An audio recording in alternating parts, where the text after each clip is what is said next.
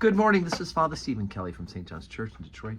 We're continuing our series of daily morning meditations where we generally look at one or another of the lessons that are assigned for morning or evening prayer, what is known as the Daily Office Lectionary. And once again, Merry Christmas. Today we are celebrating Christmas once again. Why? Because there are 12 days of Christmas. You know the song, right? And so on the 12 days of Christmas started on Christmas Day and go all the way to January 5th.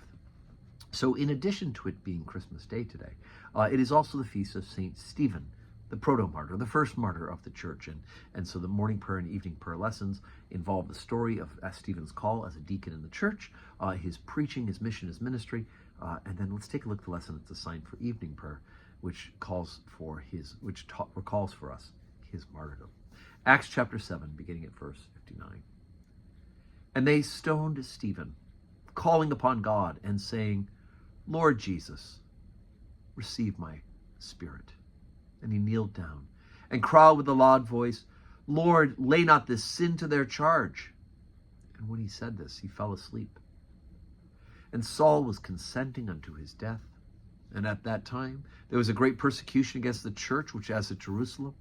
And they were all scattered abroad throughout the regions of Judea and Samaria, except the apostles. And devout men carried Stephen to his burial, and made great lamentation over him. As for Saul, he made havoc of the church, entering into every house, and hauling men and women committed them to prison. Before they were scattered abroad, went everywhere preaching the word. Then Philip went down to the city of Samaria, and preached Christ unto them. And the people with one accord gave heed unto the things which Philip spake, hearing and seeing the miracles which he did. For unclean spirits, crying with a loud voice, came out of many that were possessed with them, and many taken with palsies, and that were lame were healed.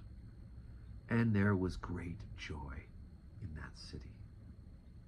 Okay, so here we go. Jesus Christ, we celebrate him, baby, manger, Bethlehem, and all the joy of his birth. And then the next day, boom, we're talking about the martyrdom of a saint. The church goes on.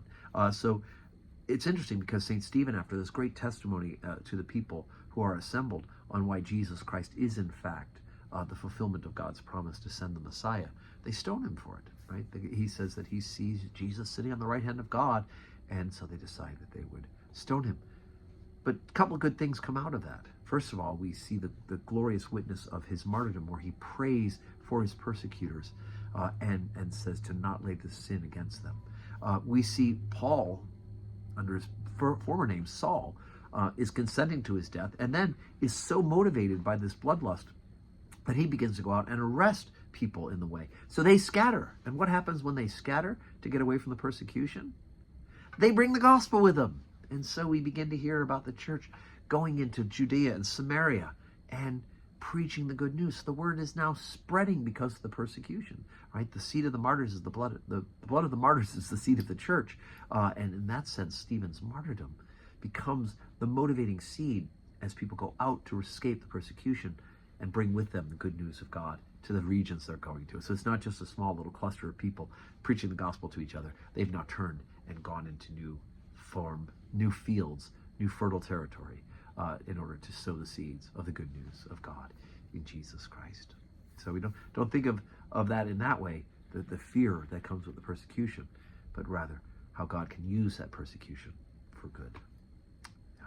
So, as we said, today is Thursday, and I hope that you are saying your prayers. You're still celebrating Christmas, singing a couple carols in your heart and out loud.